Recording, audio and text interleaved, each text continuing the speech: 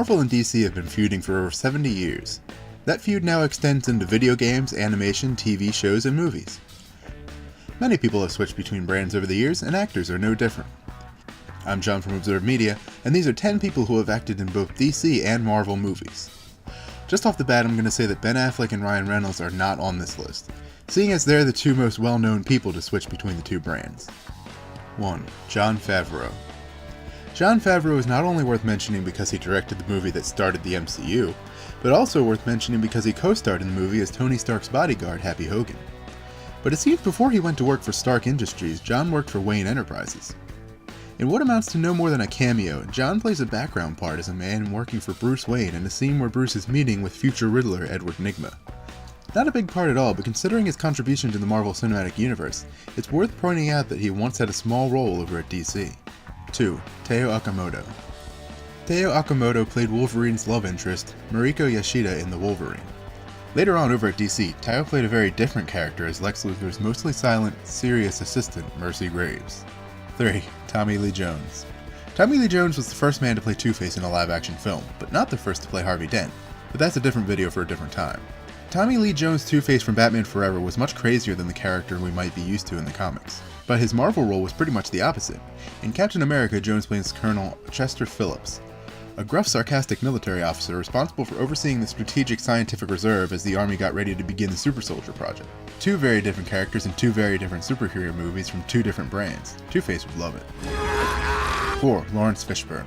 Laurence Fishburne is actually the only person on this list to jump back and forth between the two comic brands.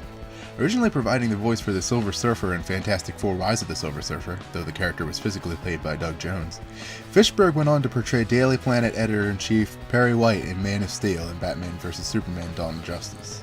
Though at the time of making this list it hasn't come out yet, Fishburne is set to play Bill Foster in Ant-Man and the Wasp.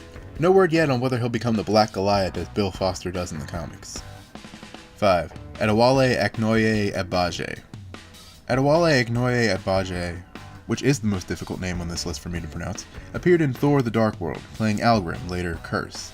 Luckily, the 5 or 6 hours spent in makeup each day to get ready for the part probably prepared him for the equal amount of time it took to get ready each day for his DC Comics role as Killer Croc in Suicide Squad. 6. Josh Brolin. Josh Brolin is now playing two different characters in the Marvel Universe in two different continuums, as he's played Thanos in Avengers and Guardians of the Galaxy and Cable in Deadpool 2. But Brolin started his superhero movie career in the DC film Jonah Hex, playing the title character. Jonah Hex wasn't DC's most favored film ever, but it's worth noting that it was Josh Brolin's entrance into comics films. Speaking of DC films that the star might want you to forget. 7. Halle Berry. Halle Berry starred in Catwoman, the DC film that wasn't really about the comic version of Catwoman, going as far as not using the character's name from the comics, not using her origin from the comics, not having her live in Gotham, and giving her cat powers. Really, it's not really based on the comic character at all, but Halle Berry starred in it.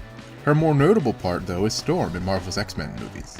Whereas Berry only played Catwoman in one film in 2004, she's portrayed Storm 4 times between 2000 and 2014. 8. Tom Hardy. Tom Hardy is the newest addition to this list. He starred in The Dark Knight Rises as Bane, as the man who broke the bat. He was also originally set to play Rick Flag in Suicide Squad until scheduling conflicts got in the way. But a role he didn't miss out on is Eddie Brock, the character playing host to the symbiote Venom in the movie Venom. So it seems he went from taking Venom to wearing Venom. Comics joke. I know he didn't use Venom in The Dark Knight Rises. It's a joke. Just stop yelling at me! 9. Michael Keaton. Michael Keaton is many people's favorite Batman. Being the 4th man to portray the character in live action, Keaton entered the comic book movie universe pretty early, pretty much being the second major property to be made into a movie behind Superman. It wouldn't be until 28 years later when Keaton would switch over to the Marvel side, portraying another flight-based character, the Vulture, in Spider-Man: Homecoming. 10. J.K. Simmons. J.K. Simmons may be the most perfectly cast person in a superhero movie. We can debate that all day, but you can't deny how iconic his portrayal of J. Jonah Jameson in the Spider-Man trilogy was. There have been 3 Spider-Man movies since then, at the time of releasing this video, and no one yet has played the character after him, making him still the only man to play him in a live-action movie. Not bad for the character Stan Lee basically modeled after himself. On the other hand, with his DC role, he was stepping into a part played 5 times before in live action, that of Commissioner James Gordon. He had a relatively small part as the character in Justice League, so we'll have to see if he can possibly live up to his notoriety as Jameson in the new role. But judging on his performance so far, I'd say he's on the right path. and those were 10 people who appeared in both Marvel and DC movies. Know any others that I missed? Post a comment below and be sure to like and subscribe while you're there.